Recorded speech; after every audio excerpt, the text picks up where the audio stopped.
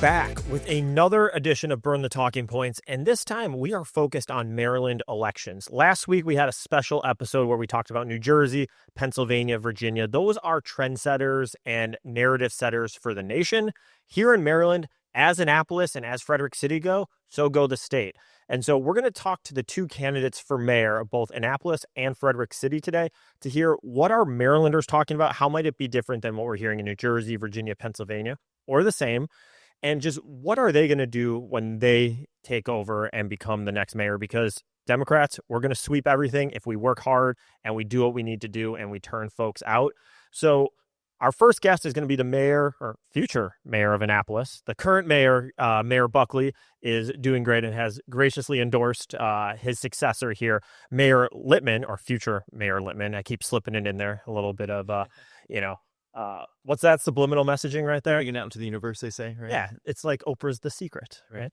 So we're going to just talk a little bit about what you're hearing on the ground, a little bit about yourself and how folks can get involved in your campaign.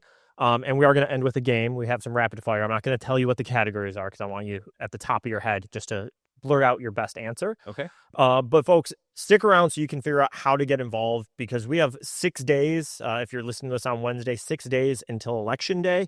But we need everyone involved to make sure that we turn out every Democrat and every voter that's going to pull the lever for Democrats, because if we win big in Annapolis and win big in Frederick City, that sets the tone for 2026.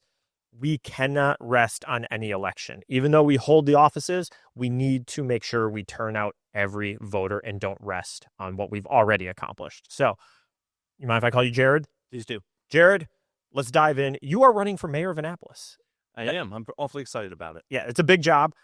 Tell the folks across Maryland just 30 seconds, a little bit about yourself so they know like who they're listening to here. Sure. So I grew up in New Jersey. I went to Washington University in St. Louis, where I earned an environmental engineering degree. I went straight to law school, and that's what brought me to Maryland, which is the University of Maryland Law School. Graduated, then practiced law for 7 years. I had a terrific career. My last job as an attorney was working in the county attorney's office for Montgomery County. I had a great job there. And around that time where I had met my wife, we got married, and we're starting to think about having a family, my in-laws, who owned a hardware store here in Annapolis, were talking about retiring. And so we moved to Annapolis, we bought the hardware store, and we started a family. And then since then, I've also done lots of other things while we ran the store. I ran the store while co-owned with Marlene. And I was also on the city council for 5 years. I was a corporate director. I coached baseball and soccer and lots of other volunteer roles. And you have 2 kids now? We do. We have juniors in high school and college. So let me ask you the most controversial question so far, that you're in Annapolis. You said you went to UMD, but you also went to undergrad in New Jersey. Who do you cheer for in college sports? In St. Louis. In St. Louis. Yeah. Who do you cheer for in college sports?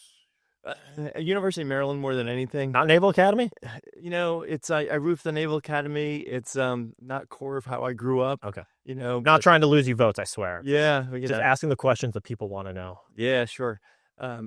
I root for the Commanders. I started rooting for them when they were the Redskins. Okay. And so I'm more into professional football than college football. So I'm talking to you on Tuesday, right after Monday Night Football. So you're having a rough day here. Sorry about that. Yeah. I actually had to turn it off before the end of the game. It was so ugly. Yeah, that was not great. I mean, I'm a Packer fan, as the audience knows, co-owner of the team. No big deal. So I'm thrilled with it, but sorry, everyone in Maryland. So tell me a little bit about the state of the race, though. As fun and as silly as we want to be about, just what's going on. Like, this is a deadly serious time in our world. Like, give us the state of play. Like, how are you feeling about the race? Do you have an opponent? Like, just give us the state of the race. Sure. So I started campaigning almost 2 years ago, actually, and I used that time to continue being engaged in every part of the city and ward. And so I've learned so much, and it really helped prepare me to be mayor, confident that I'm knowledgeable about the community and the wards, different perspectives, the issues, meeting with various experts. I made it through a challenging primary. Mm-hmm. I won it with 66% of the vote, 67 depending how you round. So I was very excited to have that momentum, but I certainly want to bring that momentum, but also add to it any Democrats who didn't vote for me or Democrats who stayed home, and then, of course, to independents and Republicans. When I was on the city council, I think I appealed to Democrats, independents, and Republicans because I care passionately about issues that are everyday issues to lots of people, regardless of political affiliation. There is a Republican opponent. He joined the race at the last minute before the filing deadline in late July, and he's got lots of signs up. He's participated in the forums, debates.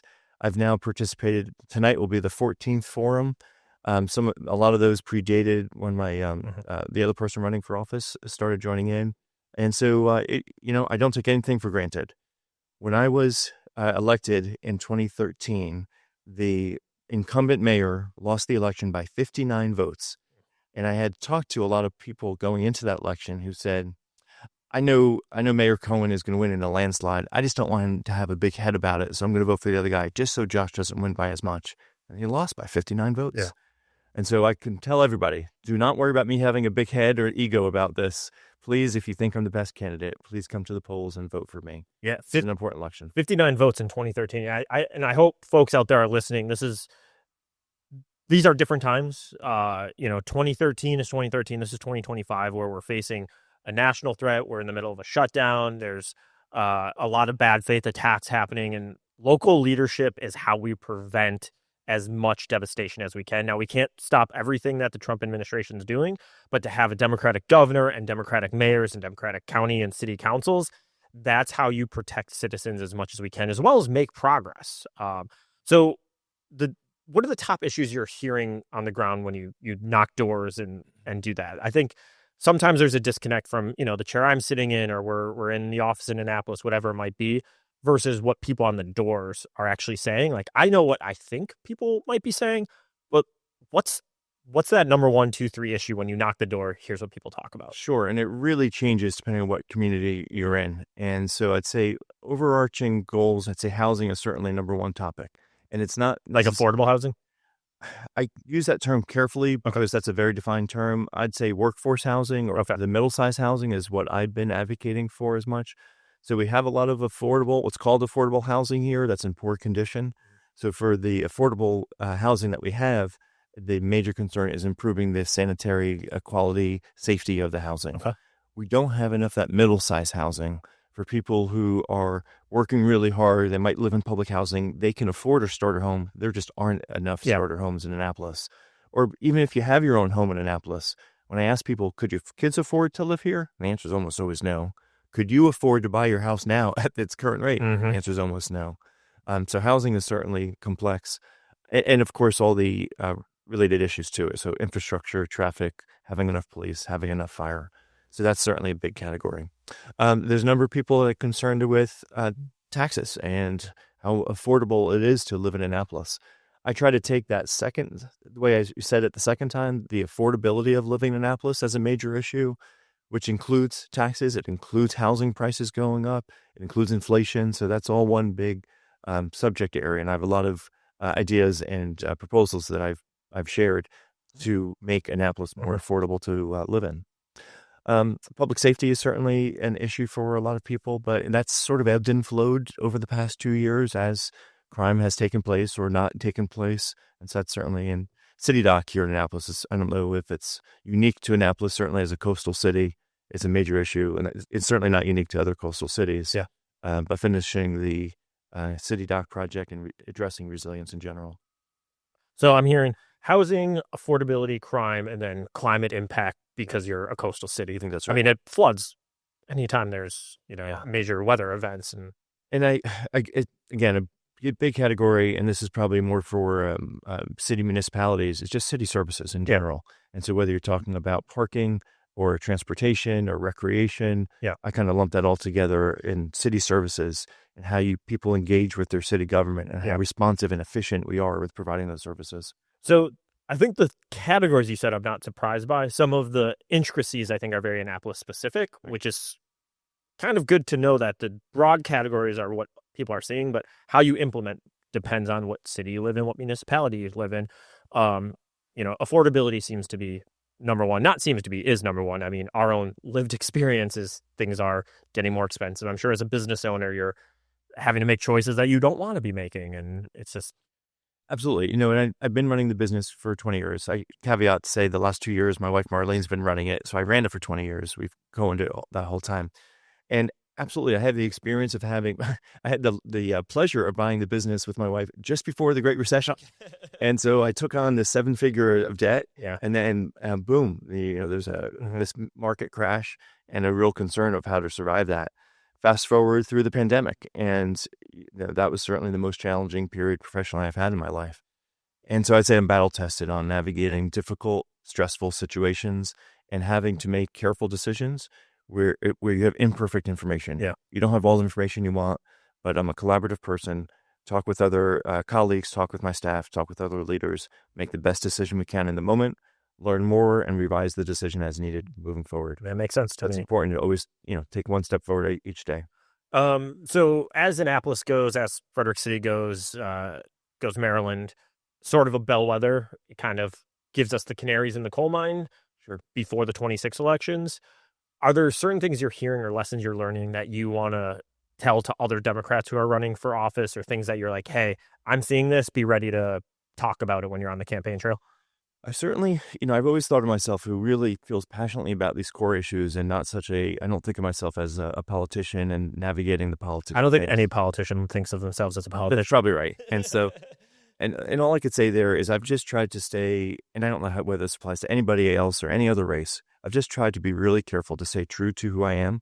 And I'm a positive person. I'm an optimist who is a realist in recognizing that there's real problems, but that I've really fought the urge or the pressure from other people to either go negative about somebody else or to look for political wins in games.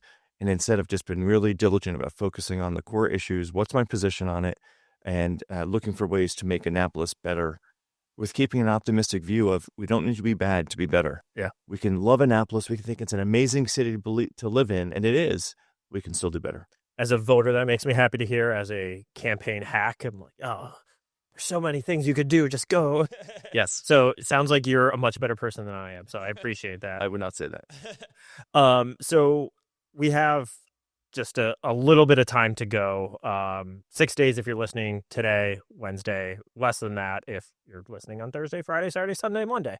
How can people get involved to make sure you and the Democratic slate get over the finish line before November 4th? Terrific. I appreciate that. So there's some great opportunities to get involved.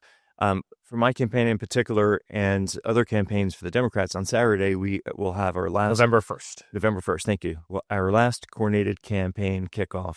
And this is where all 9 campaigns and our supporters and anyone interested in supporting Annapolis Democrats come out. We meet together for a coordinated campaign at 9:15 at 275 West And we'll Street. put this in the short show notes so you can log on.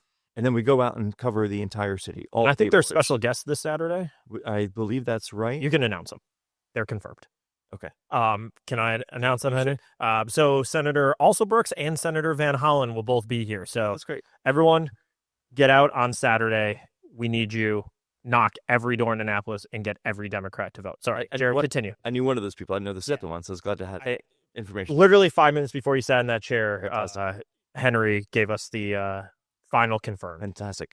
So also Sunday, my campaign is coordinating in Ward 8 with the Thorpe campaign, Frank Thorpe, and so we'll be door knocking in Ward 8. Okay. If you don't want to door knock, there's lots of opportunities to join us for phone banking. Let me rephrase. If you're unavailable to door knock, everyone wants to door knock. Of course. Door knocking actually is so much more enjoyable than you would imagine. It's real resident input. It's really valuable to the campaign. So making phone calls, you can make calls from anywhere. And if you go to my website, jaredforannapolis.com, click on the Get Involved page, and you'll see a number of opportunities to do phone banking. Monday and Tuesday, we're looking for volunteers to help represent us at polls and street corners, wave signs. Again, people are really excited about this, so you get a very positive feedback. It feels good. Those are the major events. We have our last forum tonight at the Bush Library. If you want to come out, that's for wards 1. We will not be hearing it until it's over. So why don't you do a recap how it went, and people will hear it. Just hit that. It sounds like it went really well, Jared. Sounds like you won the debate. I appreciate that. The debate went really well yesterday. We got to talk about issues that are really important to residents and hear solutions. And everyone's saying you won the debate. So. That's what everyone's saying. That's awesome. So we'll put both in the show notes and make sure that folks can get involved. If you are in Anne Arundel, Annapolis, Central Maryland, Easton, Talbot, wherever you are, make that quick drive over. We need you. We need you. We need you. So get involved. If you're not helping in Virginia, New Jersey, Pennsylvania, you need to be helping in Annapolis or Frederick City. We're going to play a quick game, Jared, but I have one final question. Sure. And I'm just curious, as all campaigns now, Yeah. how many people in your inner circle, your kitchen cabinet, your campaign were like, you have to do man on the street, Zoran Mandani, social media, that's the key to winning? How many people have been trying to tell you to do that? And do you want to bash your head against a wall yet? Not as many as you would think. Okay. And so, my campaign knows I have a personality and there's comfort zone, and I've certainly expanded what my comfort zone is quite a bit over the past 2 years. And so we've done a lot of video work in general, but I'm not trying to be anybody else. Yeah, the amount of folks who I hear telling candidates to just do what Zoran does, it's like, do what works for you, not try and replicate someone else. If I had a nickel for every time, I don't know, I'd probably have like 80 cents, but that's a lot of people doing that. I know you need to wrap No, I just want to add. So having been a lawyer, I already had the struggle of what kind of lawyer am I going to be? Who do I want to model myself after? And so I kind of went through that transformation. When I bought my in-law's store, it was already a successful store. And my father-in-law in particular was the face of the business. And so I can't be him. And I kind of had to learn how to be successful just by being myself. So I've learned, from hard-won lessons, the importance of just being true to yourself. It's good advice for candidates who often, especially have folks, well-meaning folks around them who encourage them to, oh, I saw this video, you should replicate that video. And like, if it works for you and it's your style, for sure, do it. Right. But you can't replicate a style that isn't you, and it won't resonate with the audience. So can we play a quick game? Sure. So this is rapid fire. I'm going to ask you 7 things. First thing that comes to your brain. Okay. Cannot think. You just have to answer. Okay. And then I want to end with an elevator pitch. Why should someone move to Annapolis? We're going to hear from you. All right. First one, favorite restaurant. There's only one restaurant in Annapolis that has a meal named after me. It's the at Chicken Roost. Get the Alderman Littmann crab and cheese omelet. Are they going to change the name to Mayor Littmann if you want? I have asked the question in a very loose, jokey way. I didn't try to get an answer. Okay. Well, after he wins, everyone go to Chicken Roost also and see if they've changed the name. This might be an unfair question as a local business owner, but favorite local store to buy gifts? Well, I actually literally 20 minutes ago, I bought my wife a gift from Zachary's Jewelers down the street. It's my go-to for shiny things for my wife. Does she know she's getting this gift? She knows she's got a gift coming. She doesn't know when she's getting it. All right, so maybe don't have her listen to this episode until after you give her the gift. Yep. What is your favorite annual Annapolis event? The Lights Parade. It's so much fun. I love how everyone comes out. Everyone's festive. It's happy. It's a great event. What is your favorite Annapolis landmark? My favorite Annapolis landmark. I love being out on the city dock area. I'd say is the landmark. It's my go-to to bring people. It's a great view. Again, it's so much activity. It's a great place. You might have jumped ahead on one of them, but your favorite place to take visitors, is it also city dock area? Yep. Okay. Hidden gem of Annapolis. There's a lot of great restaurants, but I'd be remiss if I didn't mention the one local hardware store that has survived. When my in-laws started, there were 8 different local hardware stores, and we're the one remaining. There's only one remaining. One remaining in city limits. KLB Ace Hardware. Wow. So 30-second pitch straight to camera. Why should someone move to Annapolis? What are you going to tell them? Annapolis is such a exciting place. No matter what your interests are, I guarantee you there's going to be a club or an association that you can get involved in. There's so many people that are active in the community. There's great art scene. Maritime obviously is huge, whether you're a sailor or you like a powerboat. There's a wide variety of restaurants. It's got the best hardware store in town. It's a really complex, diverse city in just 8 square miles. We have 22 miles of water line in our little city. So it's really it's a cool city. I'm an immigrant to Annapolis. My wife's family is from here, but I could quickly saw why. She loved living here, and that's why we moved back. That's awesome. Well, future Mayor Littmann, thank you so much for stopping by. We look forward to celebrating your win on November 4th. Folks, stick around. You're going to hear from Frederick City Mayor Michael O'Connor more after this. Thanks so much. Welcome back, everyone. We just had a great conversation with the future mayor of Annapolis, Jared Littmann, and we are here with the current mayor of Frederick City running for re-election, Mayor Michael O'Connor. Mayor, how are you? I'm good, Joe. Thanks for affording us this opportunity. I mean, we're excited. I know we have 6 days until the election in Frederick. It is a big election. We said this about Annapolis, but we say it about Frederick as well. As goes Annapolis, as goes Frederick City, goes the state of Maryland when it comes to elections. Again, we see a lot of, early indicators in the vote in Annapolis or the vote in Frederick City that gives us a bit of a picture of what we can expect in 2026 or where we need to put additional efforts in. And so we're here excited to hear kind of what you're hearing on the ground, excited to hear about, how the campaign's going, how you think the election's going to go. But first, just for our listeners who are listening both from Frederick City but across the state, can you give us just a quick 30-second, who is Mayor Michael O'Connor? Well, I've been mayor since 2017. I sort of feel like Annapolis and Frederick are kind of like election twins. We both turned from red to blue in the same election cycle in 2017, and the objective is to keep it that way here in 2025. I was on our city council for 8 years before I was elected mayor in 2017. And before I got into elected politics, I spent 11 years as a nonprofit business manager. And 20 years before that, I was an active journalist. I worked in radio and television in Frederick and in Washington County. And it was through that experience of covering dozens and dozens and dozens of city and county government meetings that I really came to appreciate the work that gets done at the local government level and why the work that we do at this level is so important to our residents every day. Totally. And so you are no stranger to election nights, even re-election nights. I know that elections themselves are stressful, but you've now done this. This is the 5th time you've done this. Is that right? Yeah, twice as a member of the council and then twice on and runs for mayor. So 5th city election, plus all those dozens of elections I covered in decades prior. So give us a bit of a rundown on the state of the race. You have a Republican opponent. You obviously won the primary, but give us the state of the race as we stand 7 or 6 days out. Yeah, we did some charter changes a year ago, so that changed the way our elections are unfolding a little bit with some council district races. What's really interesting about this, it's very similar to what happened in 2021. The Republican Party really didn't show up. They put candidates out for some of the races, but there are not contested races for every office that's on the ballot. And I think that's an indication that in many respects, the values of the Democratic Party have really taken root here in Frederick. Our residents and our voters are in strong agreement with the things that we agree as Democrats and what our party stands for.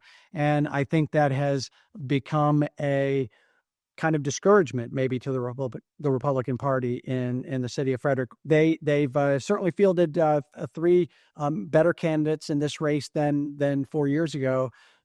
We're doing everything that we need to do to stay out in front and to hold on to the gains that we've made over the last 8 years. So I'm excited about where we are. We're getting good, solid responses from the doors. We had a contested primaries in a number of races. So the Democratic Party and democracy is alive and well on our side of the aisle in the city of Frederick.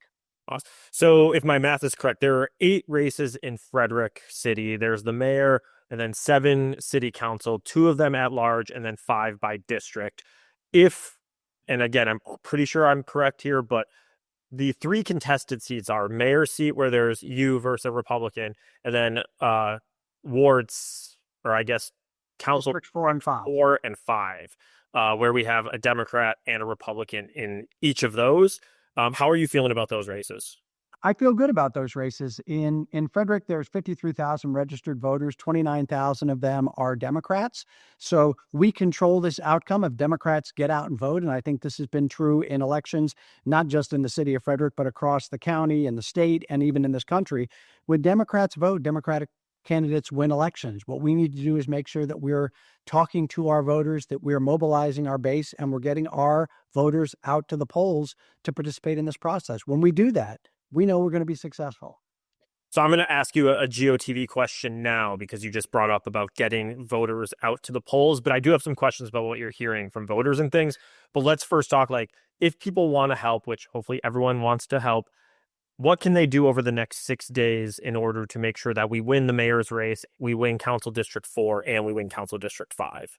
Where our local central committee is putting together two solid days of canvassing, and they've been doing this throughout the general election campaign, but they're doing 2 solid days of canvassing this coming Saturday and Sunday. And so the real opportunity, that's the boots on the ground. That's getting out there and making sure that Democratic doors and those soft unaffiliateds and maybe some soft Republicans see the option that's available to them and take part in this process. That's really where the opportunity exists.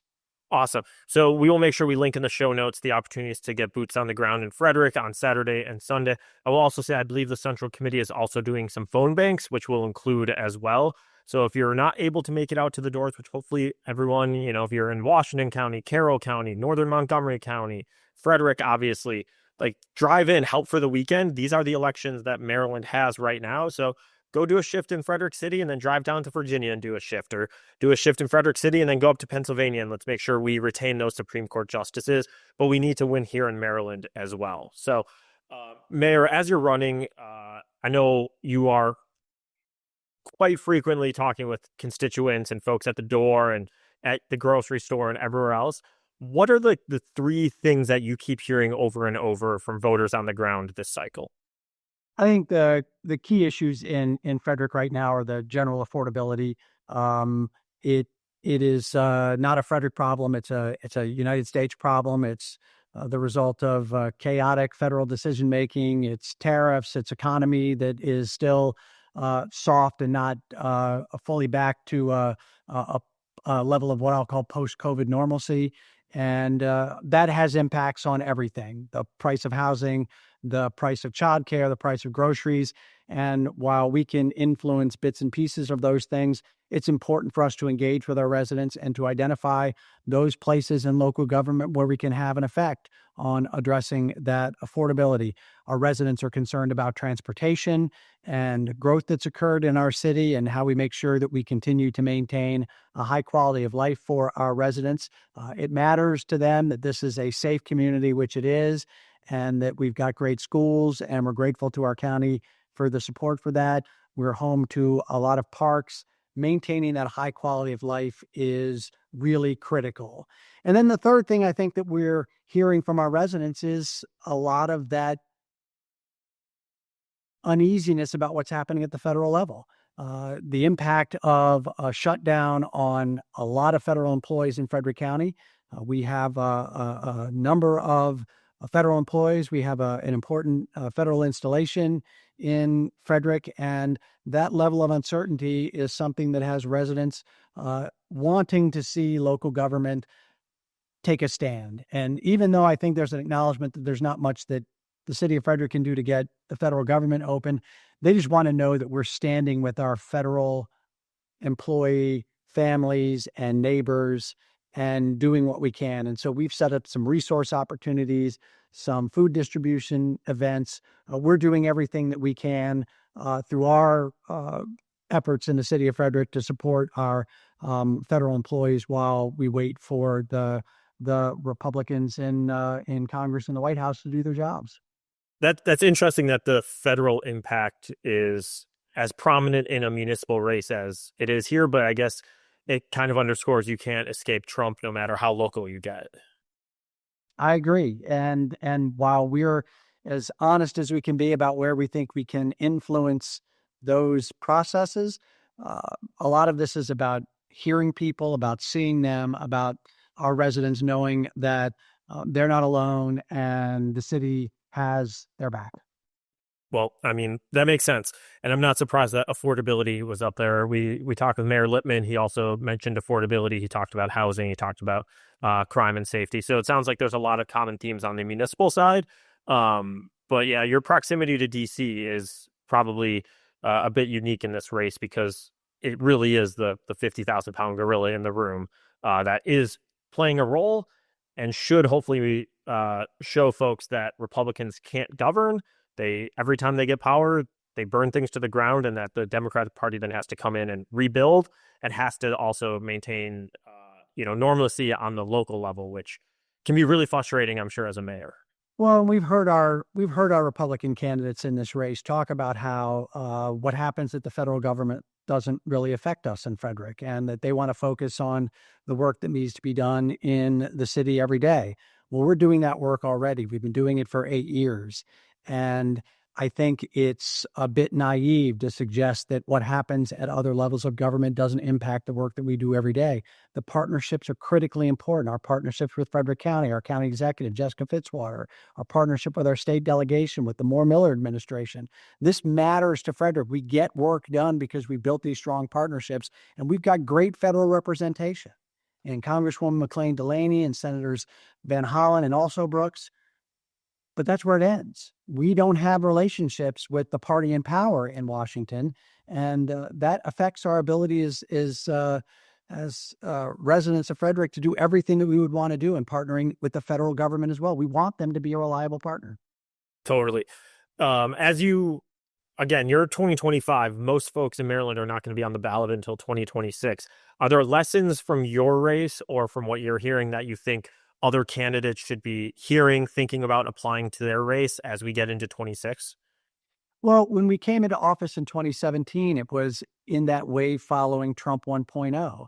And part of what we have the opportunity to do in these mid-cycle elections between the federal elections is to keep the momentum going, is to build people's energy, to make them see that their involvement in the process really does matter. And when you win in these down ballot races, when you win in municipal elections in Virginia, in Pennsylvania, in New Jersey, in these down cycles, it builds that momentum as we head into 2026. So, to me, the lessons are, if you're tired, take a break, but don't quit, because we have a lot of work that we have to do. And we're trying in some ways to be the tip of the spear in this first election in post-Trump 2.0 to build that same momentum as we approach the midterms in 26. I mean, that makes a ton of sense. So Virginia will be the tip of the spear nationwide. Frederick City can be the tip of the spear here in Maryland. Because we've got a governor we need to reelect, and we've got a legislature that we need to continue to work with and make progress on and make gains. And that starts in these elections and having Democrats confident that we can govern, that we have the ideas that will make a difference for Frederick City residents, for Marylanders, and to set ourselves up for the important races that we know are coming next year. Totally. I mean, there's some Frederick County seats that we need to flip as well. I mean, we need a new sheriff in Frederick County. There's a couple of delegate seats in northern Frederick County, maybe a Senate seat in Frederick County that we should hopefully flip blue as well. So let's start the work now. Let's maintain our Democratic control in Frederick City and then turn that organization momentum into capturing some of these Republican held offices in Frederick County right now. And that means contesting every race at every level, something that, as I mentioned earlier, the Republican Party isn't doing it in the city of Frederick. We have to do it in Frederick County. Whether we can be successful in winning all of those, I don't know, but we have to contest every race at every spot on the ballot. Yeah, you can't contest or you can't win what you don't contest. So, Mr. Mayor, let me end with a bit of a game. We want to do a rapid fire. So I'm going to ask you a couple of questions. You can't think, you have to just answer. Deal? I'll do my best. Not thinking is not something I enjoy doing. Not something we typically ask of our politicians to not think, although we got to, not here in Maryland, but nationwide, there's a couple of politicians I'm sure would do well to maybe think a little bit more. But let's rock and roll with this and we'll see what we get. Favorite Frederick City restaurant? Oh, wow. We have so many good Frederick City restaurants. It ultimately comes down to what kind of cuisine I'm interested in. Do I want Italian? Do I want tapas? Do I want Americana? Do I want good cocktails? Do I want pop? Whatever it might be. So I'm gonna give a politician's answer on this one. It's like picking your favorite kid. That might be the most politician answer we've gotten. And, you're a good politician. So good work on that one. Next one. If I own a restaurant, it would be easy, but I don't. I mean, Mayor of Annapolis owns a few, so. Favorite local store to buy a gift for someone? We've got it's another one of those. There's a lot of really fun shops in downtown Frederick. Retro Metro's got really funky gifts for folks. The Muse, if you're more into the arts scene, and create the creativity of those what they sell. I'll let you off the hook. I know Pop Shop is great. It's a little bit of a different vibe because it's sodas, but it's sodas of all different flavors from all over the country. It's fun. It's a fun little store. I appreciate you naming a few. This time, I will say I could hear the audience starting to boo, and I wanted to make sure that didn't happen here. Next one is, what is your favorite annual Frederick City event?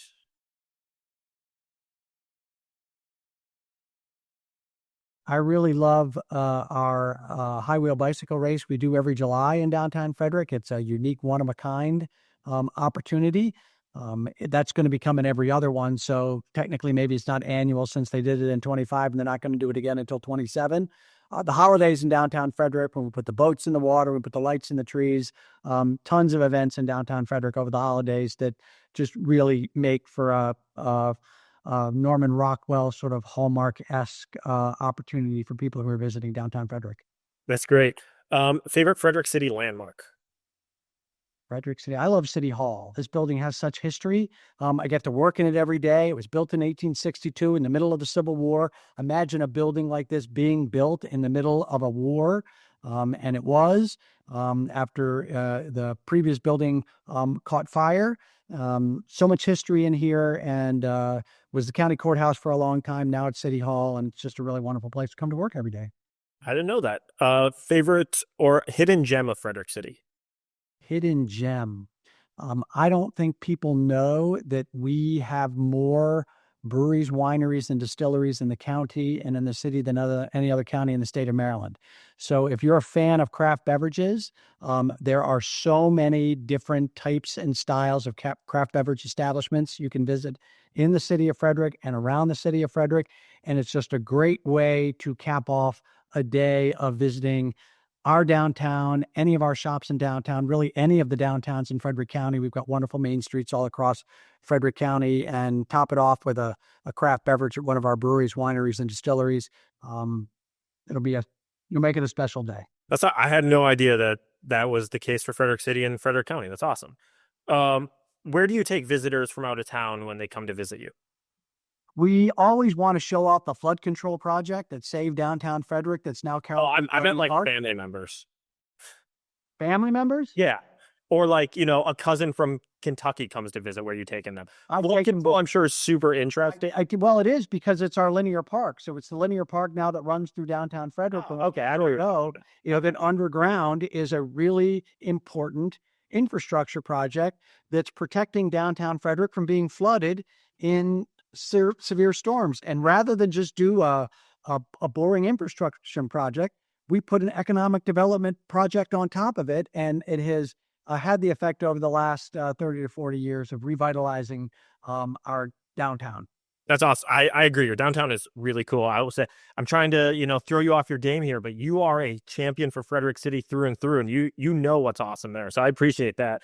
Last thing, before I ask you to give me a Frederick City elevator pitch, which I feel like I've already gotten, but what is your favorite thing about Frederick City?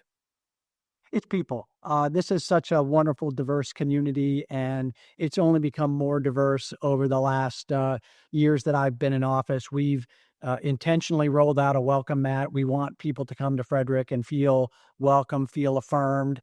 And when you hear stories of people who've left other communities, maybe they're immigrants who are just looking for a chance to start again, or they're LGBTQ plus residents who left other states that were much less friendly. They heard about Frederick and they came here because we have made it clear that we want you to come to Frederick. We want you to enjoy everything that we have to offer. That's awesome. I don't think I need an elevator pitch. I think that was it right there. And so, Mr. Mayor, really appreciate you taking the time to chat with us today. Wishing you the best of luck on the Tuesday, the 4th. If you live in Frederick City, make sure you get out there and vote. Return your ballot by mail. Drop it in the drop box before 8 p.m. on the 4th, or you can vote in person, I believe, at the Trinity Rec Center, if I'm not mistaken, from 7 a.m. 40 New Design Road. Fantastic. So, folks, get out there and vote. We will make sure we drop in the show notes all the volunteer opportunities.